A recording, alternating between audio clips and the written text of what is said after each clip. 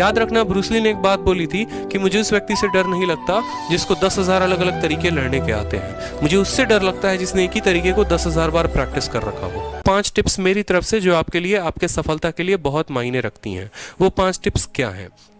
तो देखो, पहला चीज कि आपको अपने रिसोर्सेज को लिमिटेड रखने हैं। आपको ज्यादा बकवासबाजी के पीछे नहीं भागना, क्योंकि होता क्या है कि 2 साल 3 साल तक तैयारी कर रहे हैं, चीजें इतनी जान रखी हैं, इतना अंबर है, इतना एकदम पूरा का पूरा समंदर बना रखा है कि अब समझ ही नहीं आता कि अब क्या करें। तो वो चीजें मत करो। जिस तरीके से मैंने एक एक बात आपको बताया, काफी कंसाइज में बताया कि सिर्फ पॉलिटी के एक टीचर, सिर्फ इकोनॉमिक का एक सब्जेक्ट एक टीचर, वहां से कंप्लीट करो, नोट्स बनाओ, अपने रिसोर्सेज को लिमिटेड रखो। मैथ्स में जैसे कंप्लीट बैच ले लिया आपने, अब आप निश्चिंत हो जाओ कि हाँ, चीजें यहाँ मिल गई, क्लासेस मिल गई, वीडियो मिल गई, पीडीएफ मिल गई, यहाँ से पूरा का पूरा कंप्लीट हो जाएगा। ठीक है। दूसरा स्टेप क्या होता है कि मल्टीपल रिवीजन। दूसरा टिप याद रखना, ब्रूस ली ने एक बात बोली थी कि मुझे उस व्यक्ति से डर नहीं लगता जिसको 10,000 अलग अलग तरीके लड़ने के आते हैं, मुझे उससे डर लगता है जिसने एक ही तरीके को 10,000 बार प्रैक्टिस कर रखा हो। तो ये काम आपको करना है कि आपको जो है अपने कंसेप्ट को बार बार रिवाइज करना है।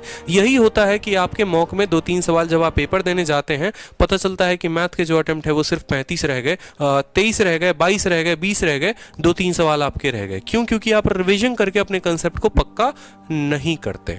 तो आपको रिवीजन पे ध्यान देना है। तीसरा, आपको डेली मॉक देना है। जब आपका पेपर नजदीक आएगा तो आप डेली मॉक देंगे, और जब आपका पेपर जो है काफी टाइम है अभी, तो आप वीक में एक मॉक देकर और उसकी अच्छी एनालिसिस किया करिए। जो सवाल गलत है उनको भी देखिए और जो सही है उनको भी देखिए कि सही वाले में और बेहतर क्या अप्रोच लगाया जा सकता था, और जो गलत था, ठीक है, उसमें गलती क्या हुई, किस तरीके से मैं उस पर काम करता। चौथी बात, अपनी कैलकुलेशन के ऊपर काम किया करिए। इसके लिए एक एप्लीकेशन आती है मैथ ट्रिक की, तो उस एप्लीकेशन को मदद लेकर आप अपने कैलकुलेशन को काफी बेहतर कर सकते हैं। अगर कैलकुलेशन अच्छा नहीं है तो सवाल को लास्ट स्टेप तक तो बना कर लेकर जाओगे, लेकिन कैलकुलेशन के चलते छोड़ दोगे, मतलब तुम्हारा 2 मिनट गया पेपर में। तो ये काम मत करना आप, ठीक है।